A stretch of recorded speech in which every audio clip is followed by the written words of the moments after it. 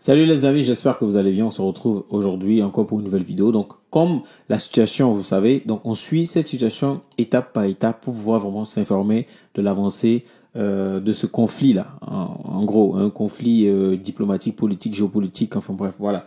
Donc, on parle toujours de la situation qui prévaut en Afrique, surtout le cas du Niger avec ses sanctions de la CEDEAO. Donc, abonne-toi, active la cloche de notification. Et si ce sont des sujets qui te parlent, politique, actualité, politique, géopolitique, tu suis la bonne chaîne. Alors, mes chers amis, ce matin, je me lève et je me rends compte, on s'en rend compte, nous tous, je pense que vous-même d'ailleurs, que il y a des voix qui se lèvent contre l'intervention militaire. Il y a beaucoup de voix. Moi, toi, d'autres personnes, etc.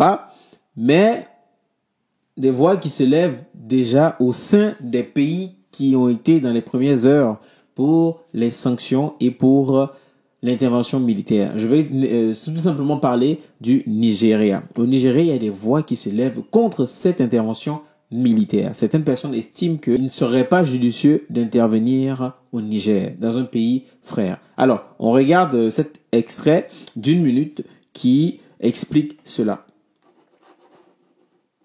Lors de la fin de l'ultimatum de la CEDEAO, c'est comme si toute la classe politique nigériane était saisie de vertige et qu'elle mesurait la déflagration que pourrait déclencher une intervention militaire au Niger. De nombreuses voix au Nigeria se font entendre de plus en plus fort pour appeler à la raison. Ces derniers jours, un groupe de sénateurs issus des 7 États du nord du Nigeria et frontaliers avec le Niger a multiplié les appels pour que la CEDEAO renonce à une éventuelle intervention militaire. Puis hier, Godswill Akpabio, le président du Sénat, a notamment demandé à la CEDEAO de privilégier les canaux politiques et diplomatiques pour résoudre la crise. Une autre voix forte s'est faite remarquer, celle de l'ex-vice-président Atiku Abubakar, le candidat du PDP lors des dernières élections présidentielles, a déclaré que l'option militaire portée par la CEDEAO pourrait déstabiliser toute l'Afrique de l'Ouest. Si Bola Ahmed Tinubu n'a pas réagi suite à ces différentes prises de position, le chef d'État nigérian les a entendus ou bien reçus.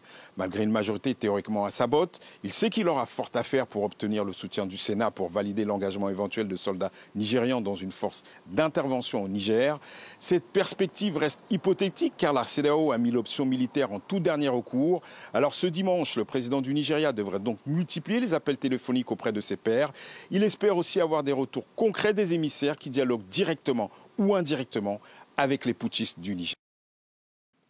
Alors, donc, c'est ce qui est dit, ce qui veut dire qu'aujourd'hui, même au Nigeria, pourquoi on parle beaucoup du Nigeria? On parle beaucoup du Nigeria parce qu'aujourd'hui, c'est le Nigeria qui a la présidence de la CEDEAO. Aujourd'hui, c'est le président Tinubu qui a la présidence de la CEDEAO. Donc, du coup, c'est pour ça que lui, aujourd'hui, il se bat pour que cette décision soit prise parce que c'est lui qui a prouvé cette décision et comme il est le président de la CEDEAO, il aimerait bien que la CEDEAO se fasse respecter. C'est ce que moi j'entends, c'est ce que je comprends par rapport à tout ce qui se passe. Comme je vous l'avais dit dans certaines précédentes vidéos, que la CEDEAO aujourd'hui se sent ne plus être crédible parce que toutes ces choses se passent et ils sont impuissants. Donc c'est pour ça qu'ils tapent du poing sur la table pour pouvoir sévir sur ce coup d'État. Mais le problème c'est qu'au Nigeria, il faudrait que toutes les décisions ils peuvent avoir une idée, ils peuvent avoir une décision à prendre, mais ça doit forcément passer par le Sénat, la Chambre du Sénat qui va voter cela. Vous connaissez comment ça se passe aux États-Unis? Ah bah, c'est typiquement pareil au Nigeria. Mais le problème, c'est que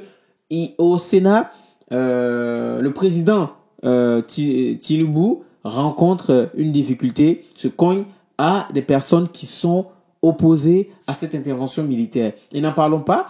C'est le président même du Sénat qui demande à ce que la voie diplomatique et politique soit la seule voie pour pouvoir sortir la sous-région de ce conflit parce que pour eux, une intervention militaire engendrera beaucoup plus de dégâts. De toute façon, moi ici, je tiens à féliciter toutes ces personnes dans le Nigeria, au Nigeria principalement, toutes ces personnes qui ont compris que l'intervention militaire n'était pas la meilleure des solutions parce que nous savons tous ce que cette intervention militaire peut apporter comme résultat. Et ces résultats de cette intervention militaire, nous le savons tous. Partout où il y a eu intervention militaire, il y a eu beaucoup de dégâts, il y a eu des morts, il y a eu des populations qui ont été endeuillées, comme je l'ai dit. Donc, aujourd'hui, voilà, même au sein du Nigeria, il y a des voix qui se lèvent contre une éventuelle intervention militaire au Niger. Et moi je félicite ces personnes-là qui ont le courage d'aller à l'encontre de cette décision de la CEDEAO parce que nous savons ce qui peut arriver et la guerre, de toute façon, n'est pas une bonne chose. Alors, moi, ce qui me choque un peu, c'est que aujourd'hui, quand on regarde tout ce qui se passe, on est quand même choqué parce que la CEDEAO a été vraiment très réactive. Il y a eu vraiment une telle réactivité, mais par contre, quand on regarde au niveau de ces pays-là, quand il y a eu, il y a toujours la menace djihadiste et la CEDEAO, on ne les voit pas tant que ça. Ils ont des actions, mais les actions ne sont pas faites avec cette même énergie que dans cette situation que traverse le Nigeria.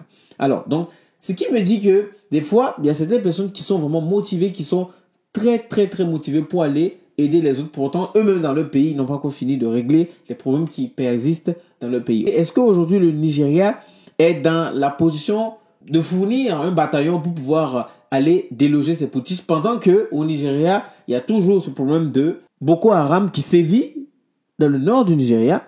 Alors, est-ce que le Nigeria va pas plus se concentrer sur le nombre de personnes, le nombre de soldats qu'il faut amener pour combattre Boko Haram dans le nord du Nigeria, que de beaucoup se focaliser sur cette intervention militaire dans un pays frère et confronter les frères à se battre et à se tuer? Alors, ça c'est une question qui reste à se poser.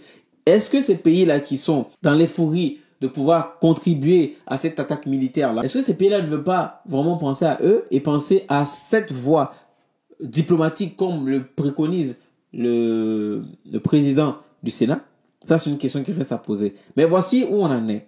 Où on en est. Donc, le Sénat est contre l'intervention militaire et je pense qu'ils ne vont pas valider cette intervention militaire. Donc, on reste câblé pour voir ce qui va se passer à la suite. On se donne rendez-vous pour la prochaine vidéo.